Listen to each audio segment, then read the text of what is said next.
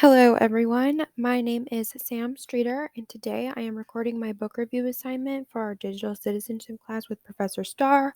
I will go ahead and launch right into my summary here in a second. The book I have chosen is titled Fake News and Alternative Facts Information Literacy in a Post-Truth Era, and the author is Dr. Nicole A. Cook. According to the About the Author section at the back of the book, Dr. Cook is the assistant professor at the School of Information Sciences at the University of Illinois Urbana-Champaign, as well as the program director of the university's Master's of Library and Information Sciences program. She is also an active member of the American Library Association, the Association of College and Research Libraries, and the Association of Library and Information Science Educators. The book is broken down into a preface and 5 chapters. For the purpose of my presentation, I will summarize the preface in each chapter and then provide a little bit of a more comprehensive summary of the entire book, and then I will give my review of the entire book afterward. So, for the preface, Dr. Cook introduces the topic of fake news, which this book is principally concerned with, by way of analyzing former presidential nominee Hillary Clinton's speech at the 2017 American Library Association Annual Conference. At the conference, Clinton praised librarians for encouraging and developing skills like information literacy and encouraged dedication to this goal in what Dr. Cook refers to as our post-truth age.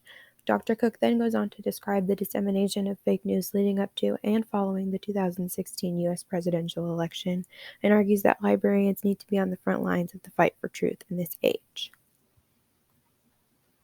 In the introduction, Cook further defines the term post-truth era as an era in which audiences are increasingly likely to believe information that appeals to their emotions and their personal beliefs, as opposed to seeking and accepting information that is regarded as factual and objective. She writes that because of the sheer volume of news and other media we are confronted with on a daily basis, skills like information literacy and media literacy are becoming more difficult for people to apply to the things they see online. This fact is illustrated by an explanation of how the Trump White House used the news media as a weapon, causing journalists to lower their standards in order to access the information they need to write, that information coming from access to those responsible for giving them fake news stories. She argues that this is a form of propaganda and that these tools of propaganda are impacting us all. In Chapter 2, the information behavior of it all, Cook focuses on context, the reasons for the proliferation of fake news, and the tendency of consumers to believe in this news without properly questioning the information beforehand. She talks about literacy and learning theory, explaining that the environment in which knowledge is received, as well as the personality and circumstance of the person receiving the knowledge, has an impact on the way that knowledge is internalized and processed. Therefore, she argues that it makes sense that the environment surrounding truth and facts might be a little muddled or confused, especially nowadays. She wants to promote an understanding of misinformation and disinformation and how these two concepts are able to be spread online.